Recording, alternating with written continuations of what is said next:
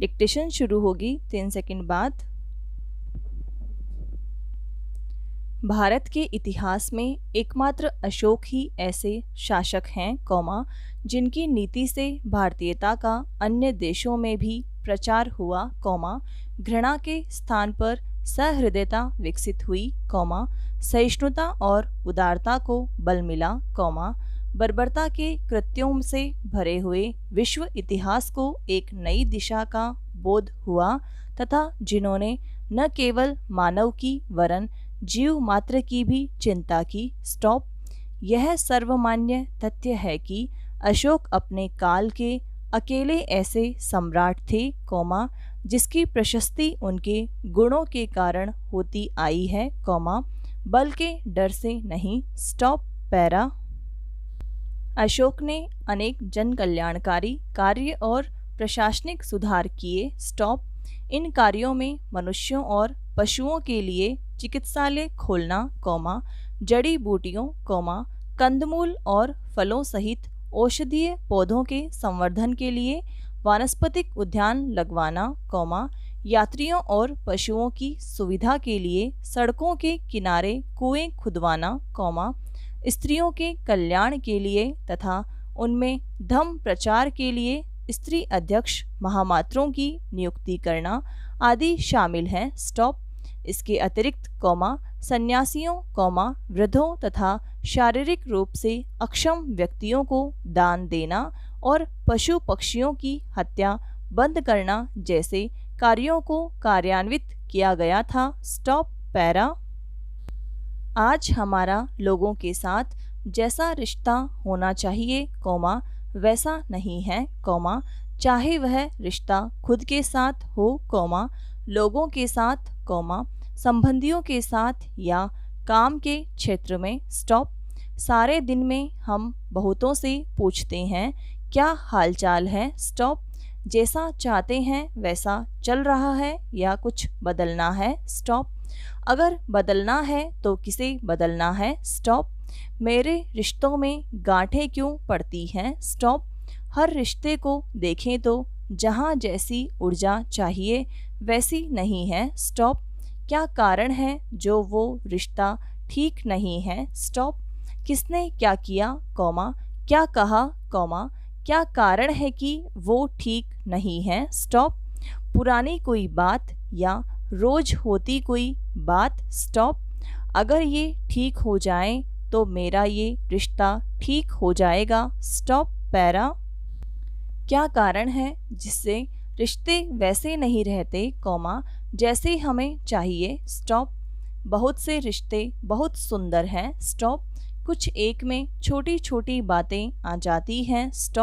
कुछ एक में थोड़ी बड़ी बातें भी आ जाती हैं। कुछ तो हमने तोड़ ही दिए हैं। कुछ में गांठ छोटी थी, कुछ में थोड़ी बड़ी। कुछ से तो हम थक ही गए। हमने कहा ये रिश्ता ही मुझे नहीं चाहिए। तो ऐसी क्या बात होती है जो अच्छे चलते हुए रिश्ते में गांठ पड़ जाती है। पैरा। हर चीज का एक महत्व है। आप जीवन में जो परिवर्तन लाएंगे, उससे उस स्थान की स्थिति बदल जाएगी। जो आपकी जगह बैठेगा उसका जीवन बदल जाएगा। यह हम सब पर निर्भर है। किस किस को ऐसा लगता है कि हम उनसे बोलते हैं कि नहीं, मैंने ऐसा नहीं ऐसा कहा था। उस बात को दोहराते हैं। फिर हम बोलते कुछ हैं, और वे समझते कुछ और हैं, हम समझते कुछ और हैं। फिर हम बोलते कुछ हैं, और वे समझते कुछ और हैं। जबकि बात तो यह है कि वे बोलते कुछ और हैं, हम समझते कुछ और हैं। फिर उसके बाद हम कहते हैं हम आपको नहीं समझ सकते। तब हम कहते हैं हमारे बीच बहुत बड़ी गलतफहमी हो गई है कि हम एक दूसरे को समझ ही नहीं पाते। लेकिन ज़रूरी यह है कि कई बार हम भी बोलना कुछ चाहते हैं, कॉमा, और बोलते कुछ और हैं, स्टॉप। वो समझते कुछ और हैं, कॉमा, फिर वे बोलते कुछ और हैं, स्टॉप। इससे साधारण चीज़ें भी जटिल हो जाती हैं, स्टॉप। आपको कौन कौन चाहिए जो आपके जैसा हो, स्टॉप। वो भी सोचते होंगे कि आप भी हमारे जैसे बन जाओ, तब घर ठीक हो जाएगा, स्टॉप। वो हमारे जैसे नहीं हैं, स्टॉप। वो हम पर विश्वास नहीं करते या हम उन पर नहीं करते, स्टॉप। कहाँ समस्या है, कॉमा, शक के साथ जीना, कॉमा, किसी पर विश्वास नहीं कर पाना, कॉमा, अपने आप में अंदर दर्द होता है, स्टॉप। उन्होंने क्या तोड़ा वो तो हम नहीं जानते, लेकिन हमने आपके लिए क्या तोड़ा ये जांचना ज़रूरी है, स्टॉप। पैरा। मान लो हमने किसी के लिए नकारात्मक सोचा है, स्टॉप। उस सोच को रखकर हम चाहते हैं कि रिश्ता भी ठीक हो जाए, स्टॉप, जबकि हमें मालूम भी है कि नहीं हो सकता है, स्टॉप। फिर भी हम अपनी सोच बदल नहीं पाते हैं, स्टॉप। माना हम सही हैं और दूसरा व्यक्ति गलत है, स्टॉप। किसी भी चीज़ के बारे में सोचेंगे, कॉमा, उस पर काम करेंगे, कॉमा, तो वो ठीक हो जाएगा, स्टॉप। लेकिन उस टूटे हुए को ही पकड़कर चलते रहेंगे और रोज उसके ऊपर घाव मारते रहेंगे, तो वो ठीक होने की बजाय और बिगड़ता जाएगा, स्टॉप। पैरा। दूसरों के प्रति समर्पण आपको खुशी देता है, स्टॉप। अगर मैंने कोई दुश्मन बनाया है, कॉमा, या किसी को परेशान किया है, कॉमा, तो मैं कभी खुश नहीं रह पाऊंगा, स्टॉप।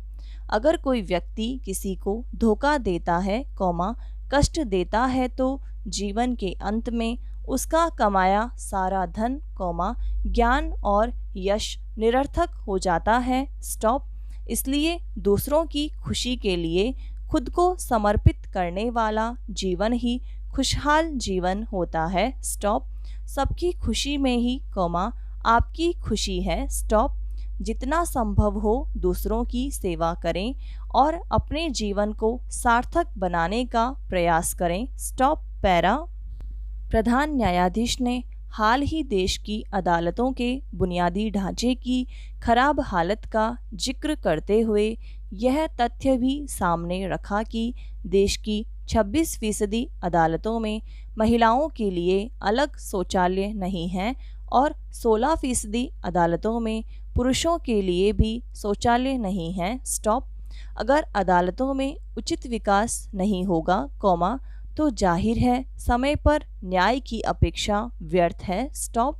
इसे विडंबना ही कहा जा सकता है कि स्वच्छ भारत अभियान में बड़े पैमाने पर शौचालयों का निर्माण हुआ, कॉमा, पर देश की कई अदालतों में इस बुनियादी सुविधा की तरफ ध्यान नहीं दिया गया, स्टॉप। पैरा। समस्या शौचालयों के अभाव तक सीमित नहीं है, स्टॉप।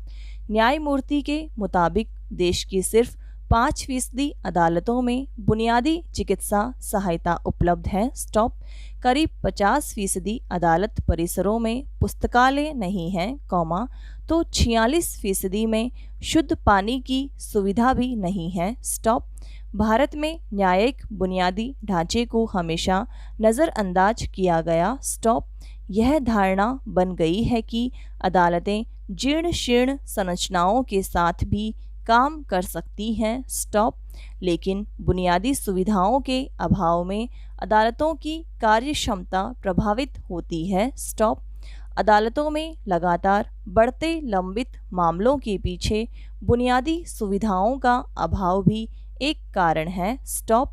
इस समस्या से पार पाने के लिए प्रधान न्यायाधीश अदालतों को वित्तीय स्वायत्तता देने और राष्ट्रीय न्यायिक अवसंरचना प्राधिकरण की स्थापना पर जोर दे रहे हैं, स्टॉप। उन्होंने कानून मंत्री से आग्रह किया है कि प्राधिकरण के लिए संसद के शीतकालीन सत्र में प्रस्ताव लाया जाए, स्टॉप। यह वाकई चिंताजनक है कि आज़ादी के बाद लंबे समय तक अदालतों के ढांचागत विकास की तरफ ज़्यादा ध्यान नहीं दिया गया, स्टॉप।